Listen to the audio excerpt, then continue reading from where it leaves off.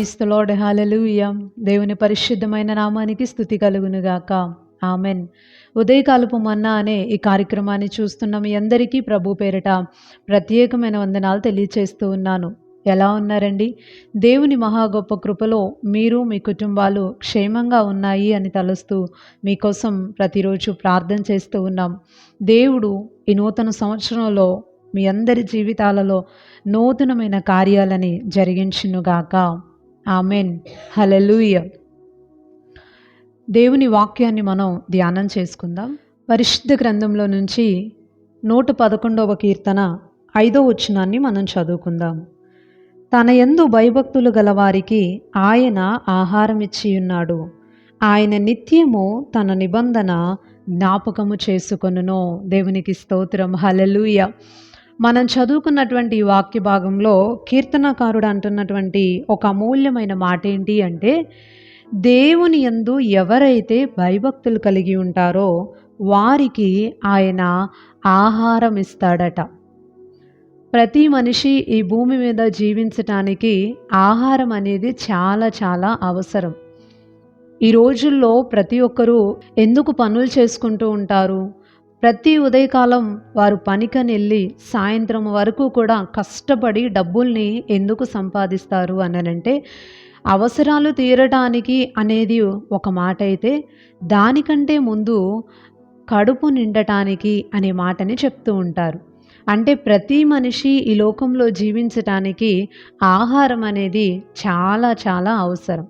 అయితే కొన్ని సందర్భాల్లో మనం ఎంత కష్టపడినా కూడా మనకి ఎప్పుడు ఏదైతే అవసరమో అది మనకి అందుబాటులోనికి రాదు. కంటి నిండా ఆహారం మన కళ్ళ ముందు కనబడుతున్నా కానీ తినేటటువంటి మనస్సు మనకి ఉండదు. అయితే దేవుని వాక్యం మనకేం చెప్తుంది అంటే, ఎవరైతే తన యందు భయభక్తులు కలిగి ఉంటారో ఆయన వారికి ఆహారం ఇస్తాడట. దేవునికి స్తోత్రం. హల్లెలూయా. ఆయన కడుపు నిండా మనకి భోజనం పెడతాడట. కొరత లేకుండా, కొదువ లేకుండా సమృద్ధైనటువంటి ఆహారాన్ని మనం భుజిస్తూ చక్కగా సంతోషంగా తృప్తిగా ఉండగలుగుతామట. పరిశుద్ధ గ్రంథంలో నుంచి ఈరోజు ఒక వ్యక్తిని జ్ఞాపకం చేయాలి అనుకుంటున్నాను. ఆయన ఎవరు అంటే దైవజనుడైన ఏలియా.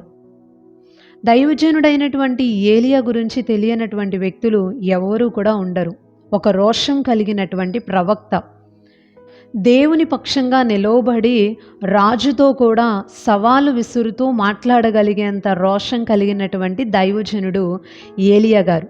మొదటి రాజుల గ్రంథం 17వ అధ్యాయంని మనం చూసినట్లయితే అక్కడ ఏలియా ఆహాబు అనే రాజు దగ్గరకు వెళ్ళి, ఈ సంవత్సరంలో మంచైనా వర్షమైనా పడదు అని దేవుడు చెప్పమన్నాడు, నేను దేవుని పేరట ప్రకటన చేస్తున్నాను అంటూ దేవుడు సెలవిచ్చిన మాట ధైర్యంగా రాజుతో చెప్పాడు. ఆ సంవత్సరాలలో కరువు బాగా వచ్చేసి ప్రజలందరూ కూడా ఆహారం లేకుండా ఇబ్బంది పడుతుంటే, అన్నానికి అలమటించిపోతా ఉంటే దేవుడు అన్నాడు ఏలియాతో, ఆ ప్రకటన అయిపోయిన తర్వాత నువ్వు వెళ్ళి నేను చెప్పేటటువంటి ప్లేస్లో కూర్చో, కేరేతు వాగు దగ్గరికి నువ్వు వెళ్ళి అక్కడ ఉండాలి కొంతకాలం, నేను నీకు ఆహారం పెడతాను అన్నాడు దేవుడు. దేవునికి స్తోత్రం. హల్లెలూయా. ఏలియా దేవుని మాట ప్రకారం చేసి కేరీతు అనే వాగు దగ్గరికి వెళ్ళి కూర్చొని అక్కడ ఉన్నప్పుడు, ఈ కరువు కాలంలో ప్రజలందరూ ఇబ్బంది పడుతున్నటువంటి సమయంలో ఏలియా చక్కగా ప్రతిరోజు రొట్టె మాంసాన్ని తింటూ ఉన్నాడు. కొరత లేకుండా, కొదువ లేకుండా సమృద్ధైనటువంటి ఆహారాన్ని తృప్తిగా భుజిస్తూ ఉన్నాడు.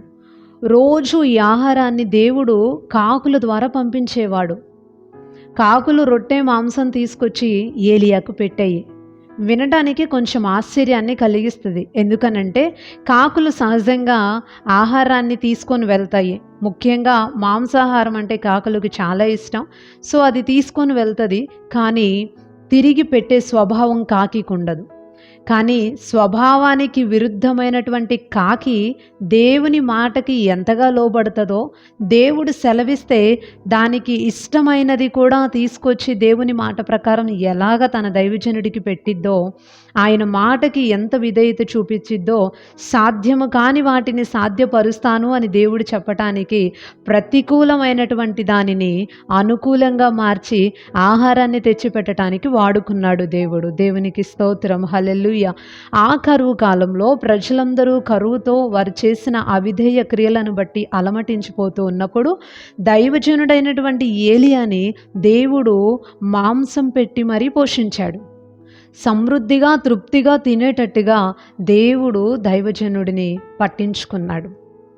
తర్వాత వాగులో నీళ్ళు అయిపోయిన తర్వాత దైవజనుడికి చెప్పారు, నువ్వు అక్కడ నుంచి లేచి సారేపత అనే గ్రామానికి వెళ్ళు, అక్కడ నేను ఒక విధవరాలుని నియమించాను, ఆవిడ మీకు భోజనం పెడుతుంది అన్నప్పుడు అక్కడికి వెళ్ళినప్పుడు ఆ కరువు కాలం పూర్తయ్యేంత వరకు కూడా దేవుడు ఆ విధవరాలిని వాడుకొని చక్కని ఆహారం భుజించటానికి, ఏలియాకి కావలసిన దానిని దేవుడు సంపూర్ణంగా అనుగ్రహించటానికి ఒక విధవరాలని దేవుడు వాడుకుంటూ వచ్చాడు.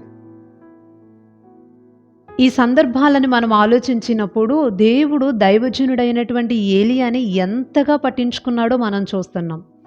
కరువు కాలంలో ప్రజలు అలమటించిపోతూ ఉన్న సమయంలో కూడా దేవుడు చక్కని ఆహారాన్ని పెట్టి వాగు దగ్గరేమో కాకిని వాడుకొని, ఆ తరువాత సారేపతు గ్రామంలో ఉన్న విధవరాలను వాడుకొని దేవుడు ఆహారాన్ని పెట్టి దైవజనుణ్ణి పోషించారు. ఆ తర్వాత దేవుడు వర్షాన్ని పంపించి తర్వాత సమృద్ధైన ఆహారాన్ని ప్రజలకు అనుగ్రహించారు. అయితే ఈ సందర్భంలో మనం తెలుసుకోవాల్సిన విషయం ఏంటి అంటే, ఒక వ్యక్తి దేవుని కొరకు నిలవబడినప్పుడు, ఒక వ్యక్తి దేవుని విషయంలో భయముతో భక్తితో నడుచుకోగలిగినప్పుడు దేవుడు వారిని పట్టించుకుంటాడు, పోషిస్తాడు, సమృద్ధైనటువంటి ఆహారాన్ని ఇస్తాడు. మనము చాలాసార్లు కొరతలో కొదువులో ఉండటానికి కారణం ఏంటో తెలుసా? దేవుని యందు భయభక్తులు లేకపోవటమే. దేవుని యందు భయభక్తులంటే దేవుడు ఏది చెప్పాడో అది చేయటమే. ఆయనకి భయపడేటటువంటి వ్యక్తి దేవుడు పెట్టిన నియమ నిబంధనలన్నీ కూడా పాటిస్తాడు. అంత కరువు కాలంలో ఏలియాను ఒక్కడిని దేవుడు ఎందుకు పట్టించుకున్నాడు? పక్షపాత అంటే కానే కాదు. ఏలియా అలాంటి సమయంలో ప్రజలందరూ దేవునికి విరుద్ధంగా ఉన్నా, అవిధేయమైన క్రియలు జరిగిస్తున్నా, అక్రమమైన మార్గాల్లో నడుచుకుంటున్నా, దేవుని మాట వినకుండా పెడచెవిని పెట్టి సొంత ఇష్టాన్ని నెరవేర్చుకుంటున్నా, ఏలియా మాత్రం దేవుని కొరకు నిలబడ్డాడు, రోషం కలిగి ఉన్నాడు. దేవుని పక్షంగా ఎంతటి వ్యక్తితో అయినా ధైర్యంగా మాట్లాడాడు. దేవుడు ఏది చెప్తే అది చేశారు. మనుషులంగా మనమైతే వాగు దగ్గర కూర్చుంటే, ఎలా ప్రభువా, కాకి తెచ్చి పెడతామేంటి ప్రభువా, విధవరాలు ఆమె బ్రతకలేదు నాకెట్లా పెట్టిద్ది ప్రభువా అని ప్రశ్నల మీద ప్రశ్నలు వేసి దేవుని దగ్గర ప్రశ్నల వర్షాన్ని కురిపించేవాళ్ళం. కానీ ఏలియా ఒక్క మాట కూడా మాట్లాడకుండా దేవుడు ఏది చెప్తే అది చేశాడు. దేవునికి స్తోత్రం, హల్లెలూయా. దేవుడు మన నుంచి ఆశించేది ఏంటి అని అంటే, ఆయన ఎప్పుడూ తనని నమ్ముకున్న బిడ్డల విషయంలో కొరత చేసే దేవుడు కాదు. సమృద్ధినిస్తాడు, ఆహారాన్ని ఇస్తాడు, కొదువ లేకుండా చేస్తాడు.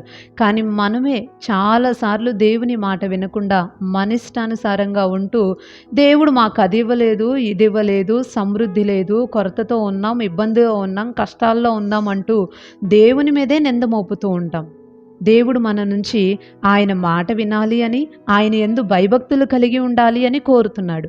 ఏలియాను పట్టించుకున్నాడంటే, ఏలియా ఆ సమయంలో ప్రజలతో నిమిత్తం లేకుండా తనకి తానుగా దేవుని మాటకి లోబడ్డాడు. బైబిల్లో మనం ఎవరిని చూసినా వారిని దేవుడు పట్టించుకోవడానికి గల కారణం ఏంటంటే, వారు దేవుని మాట విన్నారు, దేవుడు ఏది చెప్తే అది చేశారు, ఆయన పెట్టిన నియమ నిబంధనలు అన్నిటినీ కూడా పాటించారు. ఒక ఇస్సాకును తీసుకోండి, సేమ్ ఇలాగే ఉంటుంది. కరువు సమయంలో ఇస్సాకు కూడా విత్తనము వేసి 100 ఫలాన్ని పొందాడట, క్రమక్రమంగా అభివృద్ధి చెందాడట. వినటానికే ఆశ్చర్యాన్ని కలిగించే రీతిలో దేవుని కార్యాలు ఇస్సాకు జీవితంలో, తన భక్తుల జీవితాలలో ఎందుకు జరిగాయి అంటే, దేవుడు వారికి అంత సమృద్ధినిచ్చి కొరతలో కూడా అంత సమృద్ధిని ఎందుకు ఇచ్చాడు అనంటే, వారు కేవలం చేసిన పని ఏంటంటే, దేవుని మాట విని దేవుడు ఏది చెప్తే అది చేశారు. ఎక్కడుండమంటే అక్కడ ఉన్నారు. ఏ పని చెప్తే ఆ పని చేశారు. ఈ మంచి ఉదయకాల సమయం దేవుని వాక్యాన్ని ఆధారంగా చేసుకొని దేవుని మాటలు వింటున్న మిమ్మల్ని ఒక ప్రశ్న అడగాలనుకుంటున్నాను. మన దేవుడు సమృద్ధినిచ్చే దేవుడు, ఆహారాన్ని పెట్టి ప్రజలని పోషించేటటువంటి దేవుడు, కొరత లేకుండా చేసేటటువంటి దేవుడు. అయితే ఈరోజు దేవుడు మన విషయంలో సమృద్ధి ఇవ్వకపోవటానికి గల కారణం, ఆహారం లేకుండా ఇబ్బందికరమైన పరిస్థితిలో ఉండటానికి గల కారణం, బహుశా మనము దేవుడంటే భయమో భక్తి లేకుండా జీవిస్తున్నామేమో. దేవుని మాట వినకుండా మనము మన ఇష్టానుసారంగా ఉంటున్నామేమో. ఒకసారి ఆలోచించండి. యెషయా గ్రంథం 1:18 ఉంటుంది, మీరు సమ్మతించి నా మాట వినిన ఎడల భూమి యొక్క మంచి పదార్థాలు అన్నీ కూడా మీరు అనుభవిస్తారని దేవుడు చెప్పాడు. కేవలం ఆయన మాట వినాలి. ఏది చెప్తే అది చెయ్యాలి. దేవుని మాట వింటున్నారా? దేవుడు ఏది చెప్పాడో అది చేస్తున్నారా? ఒకవేళ గడిచిన సంవత్సరాలన్నిట్లో కూడా దేవుని మాట కంటే మన మాటకే ఎక్కువ విలువిస్తూ వాటినే నెరవేర్చుకున్నామేమో. అయితే ఈ నూతన సంవత్సరంలో దేవుడు మనకి సమృద్ధినిచ్చి, దీవించి, ఆహారాన్నిచ్చి తృప్తిపరచునట్లు మనము దేవుని మాట విని ఆయన యందు భయభక్తులు కలిగి ఉంటే చాలు. ప్రతి సమయంలో ఎలాంటి పరిస్థితుల్లో మనమున్నా దేవుడు మన కొరకు ఎవరో ఒకరిని నిలబెట్టుకొని వాడుకొని ఘనమైన కార్యాలని జరిగిస్తాడు. కొరత లేకుండా, కొదువ లేకుండా దేవుడు ఏలియాని, ఇస్సాకుని పట్టించుకున్నట్టుగా మనల్ని కూడా పట్టించుకొని ఈ సంవత్సరంలో దేవుడు సమృద్ధిని, తృప్తికరమైన జీవితాన్ని అనుగ్రహిస్తాడు. ఆహారము పెట్టి మరి దేవుడు మనల్ని పోషిస్తాడు. దేవుని మాట విందామా? అయితే నాతో కలిసి ప్రార్థనలో ఏకీభవించండి. పరిశుద్ధుడు అయిన తండ్రి, ప్రేమ కలిగిన ప్రభువా, ఈ ఉదయకాల సమయాన్ని బట్టి మిమ్మల్ని స్తుతిస్తూ ఉన్నాం. విలువైన నీ మాటల్ని బట్టి నీకు వందనాలయ్యా. నీ యందు భయభక్తులు కలిగిన వారికి నువ్వు ఆహారం పెట్టే దేవుడు అని, ఏలియాని, ఇస్సాకుని కరువు సమయాల్లో కూడా పట్టించుకొని వారికి ఏం కావాలో కావలసిన ఏర్పాట్లన్నీ కూడా చేసి వారిని సమృద్ధిగా నడిపించి తృప్తికరమైన జీవితము కలిగి ఉండేలాగా ఆహారము పెట్టి పోషించావని నీ లేఖనాల్లో నుంచి మేము మాట్లాడుకోవడానికి కృప చూపినందుకు నీకు వందనాలయ్యా. ఈ మాటలు విన్న ప్రతి ఒక్కరిని కూడా మీరు ఆశీర్వదించండి. నీ ద్వారా కలిగేటటువంటి ఆ సమృద్ధిని, నీ ద్వారా కలిగేటటువంటి ఆ కొరత లేని జీవితాన్ని ప్రతి ఒక్కరూ పొందుకోవటానికి సహాయపడండి. నీ మాట వినేవారిగా మేముండాలి. మీ అందు భయభక్తులు కలిగి జీవించేవారిగా మేముండాలి. మీరు పెట్టిన ప్రతి నియమ నిబంధనలను పాటించేటటువంటి వారిగా మేముండాలి. ఈ నూతన సంవత్సరంలో మా జీవితాలలో నీ యొక్క చర్యలు జరుగునట్లుగా పరిశుద్ధాత్మ తండ్రి ప్రభువా, మీ మాట వింటూ జీవించే కృప వింటున్న ప్రతి ఒక్కరికి, మా అందరికీ మీరు అనుగ్రహించమని వేడుకుంటున్నాం. ఈ ఉదయకాలపు దీవెనలతో ప్రతి ఒక్కరిని కూడా దీవించండి. మా ప్రజలను ఆశీర్వదించండి. మా గ్రామస్తులను ఆశీర్వదించండి. మా యొక్క రాష్ట్రాల్లో, దేశంలో ఉన్నటువంటి వారందరినీ కూడా దీవించండి. ఎలాంటి కీడు ప్రమాదాలు సంభవించకుండా ఉండునట్లుగా సహాయపడండి. మా యొక్క పరిసరాల్లో ఉన్నటువంటి మంచి వ్యాపారాలన్నిటినీ కూడా మీరు ఆశీర్వదించి, చిన్న బిడ్డలు మొదలుకొని వృద్ధుల వరకు అందరికీ అన్ని విషయాలలో నీ క్షేమాన్ని అనుగ్రహించమని వేడుకుంటూ నజరేయుడును శక్తి కలిగిన యేసుక్రీస్తు వారి శ్రేష్టమైన నామములో ఈ ప్రార్థన అడిగి వేడుకుంటున్నాం పరమ తండ్రి. Amen, amen. అందరికీ ప్రైజ్ ది లార్డ్ అండి. మరలా తిరిగి రేపు ఉదయకాల సమయం ఉదయకాలపు మన్నా అనే ఇదే కార్యక్రమంలో పాల్గొని దేవుని మాటలు విని దీవించబడదాం. అప్పుడు వరకు దేవుని యొక్క మహా గొప్ప కృప మనందరికీ తోడై ఉండును గాక. Amen. Praise the Lord. Thank you so much.